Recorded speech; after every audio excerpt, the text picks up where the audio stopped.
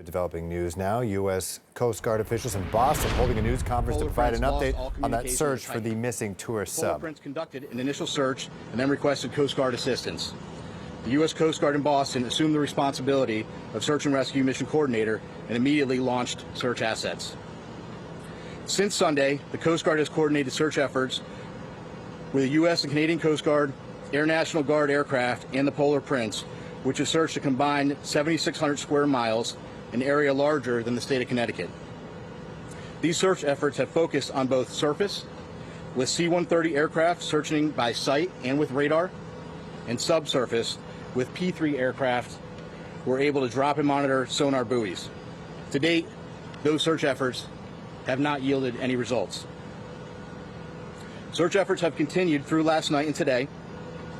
Today, the vessel Deep Energy, a 194-meter pipe-laying vessel, arrived on scene with underwater ROV capability. They have rendezvoused with the vessel Polar Prince and commenced an ROV dive at the last known of the position of the Titan and the approximate position of the Titanic wreck. That operation is currently ongoing. Additionally, a Canadian P-3 aircraft is currently conducting a 6-hour search of the area, and several C-130 aircraft and another P-3 are scheduled to fly this afternoon and this evening.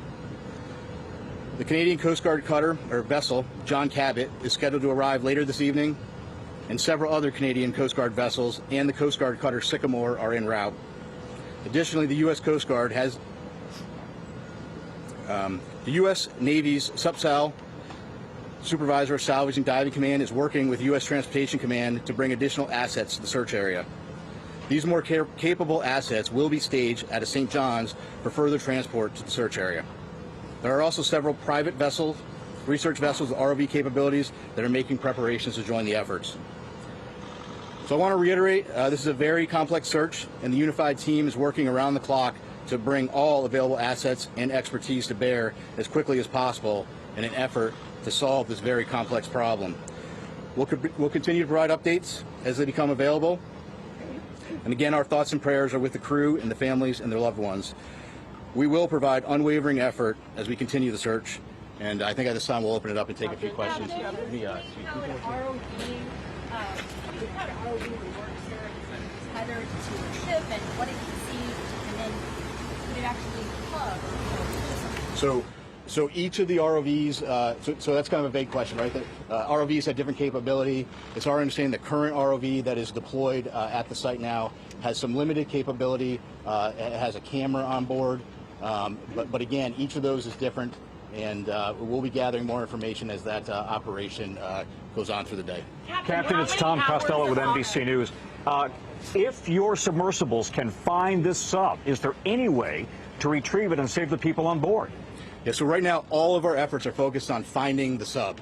What I will tell you is we have a group of our nation's best experts in the Unified Command, and if we get to that point, those experts will be looking at what the next course of action is. Captain, how many hours of oxygen are left that you know of or that you can estimate right now on the submersible?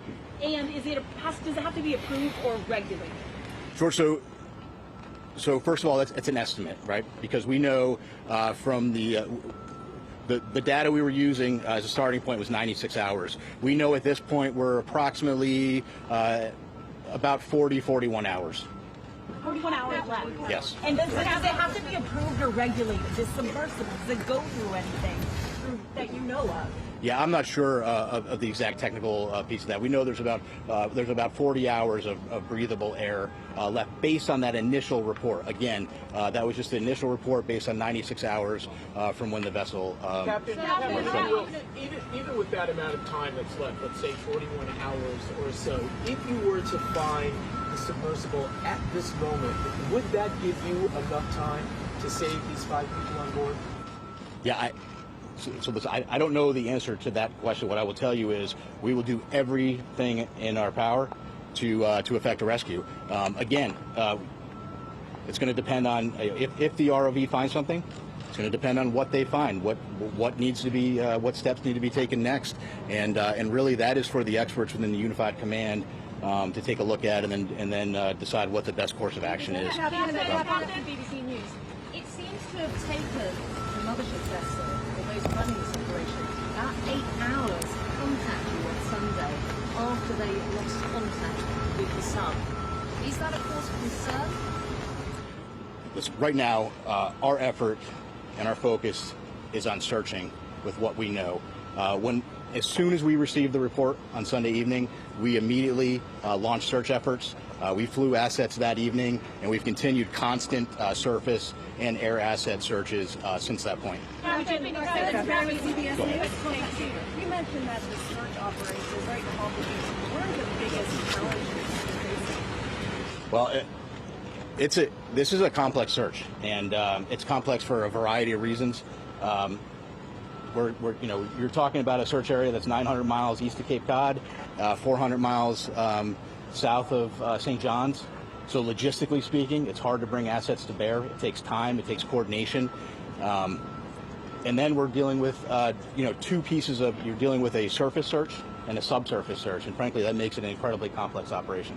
Captain, will the U.S. Navy or the Canadian Navy be able to get salvage equipment on time before the air runs out? Obviously, getting salvage equipment on scene is a top priority. Unified Command is working through that to prioritize what equipment we can get there. There are ongoing operations right now via the U.S. Navy and Transcom to get equipment staged in St. John's and to get it on scene. I can't give you an exact timeline of when that's going to happen, but what I can tell you is there is a full court press effort to get equipment on scene as quickly as we can. Is that equipment already on the East Coast, though, or is it coming from the Pacific, for example? No, so some of the equipment that's coming is coming from the East Coast, but again, we're talking about very heavy equipment. It's a complicated transport operation, but the best professionals in the world are working it, and that's U.S. Transcom.